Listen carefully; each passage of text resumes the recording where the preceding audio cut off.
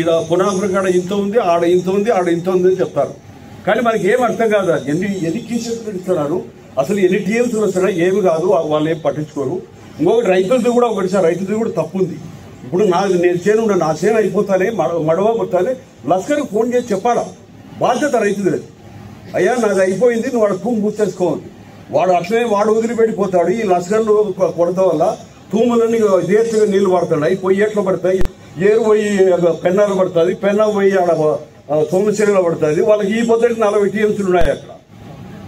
మొన్న నెల్లూరు పోయినాను, ఇంత గంట కట్టే ఊరి 3 పైకి పండించుకుంటారు. వాళ్ళు రైతు పండించకూడదని చెప్పడంలా.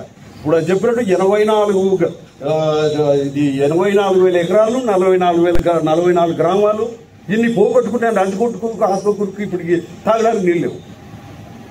ఇదంతా కారణం ఏమంటే ఇది గవర్నమెంట్ చింతించడం కాదు, గవర్నమెంట్ వ్యతిరేకించడము, గవర్నమెంట్ విమర్శించడం కాదు. ఇక్కడ ముందు మన ఉద్యోగస్తులు కానీ మన రైతులు కానీ ఎంతవరకు బాధ్యత తెచ్చుకుంటున్నారు. ఒకప్పుడు సార్ నాకు బాగా గుర్తు, నేను రెడ్డి పరీక్ష కూడా పాస్ అయినా. నాకు బాగా గుర్తు, ప్రతి ఒక్క సంవత్సరము ఖరీఫ్ మొదలయ్యాలకు ఖచ్చితంగా తహసీల్దారు తలాల ద్వారా విఆర్ఓలు లేకుంటే రెడ్ల ద్వారా ఊళ్ళో టాప్ దండోర వేయించేవాళ్ళు.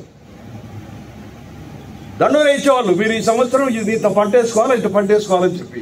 ఇక్కడ ఐఏబీ మీటింగ్ జరుగుతుందని వాళ్ళకి ఎవరికి తెలియదు. కానీ కలెక్టర్ గారు, తహసీల్దార్ గారు, రెడ్లు కర్ణాలు అంత బాధ్యత తీసుకునేవాళ్ళు. ఇప్పుడు ఈయన దగ్గరికి పోయి మేము అడిగినారు, మా రైతులు పోయి అడిగితే, సార్ నాకు నీళ్ళు ఇవ్వండి సార్, ఎండిపోతున్నాయి కేసుకెళ్ళాలి కిందంటే, ఎవరిని అడిగి చేస్తున్నావు నువ్వు, ఎవడు చెప్పినా నేను వేసుకోమని అంటాడు ఆయన. ఆ పెద్ద ఆయన 2 జిల్లాలకు అధికారి ఆయన అట్లా మాట్లాడుతున్నారు. దయచేసి కలెక్టర్ గారు చెప్పండి. ఒక రైతులు 10 మంది రైతులు పోయి అడిగితే ఆ మాట అడుగుతాడు ఆయన. ఏమనేది రెడ్డి మాకు, నేను అడిగి పోయి అడుగుదాం అనుకున్నాను నేను. కానీ ఇది జరుగుతుంది, మీ సమస్యలు చెప్పాలి నేను. కావచ్చు సార్, మీరు ఆఫీసర్లు కావచ్చు, యాడ్ నుండి వచ్చినారు, ఎట్లా వచ్చినారు, దయచేసి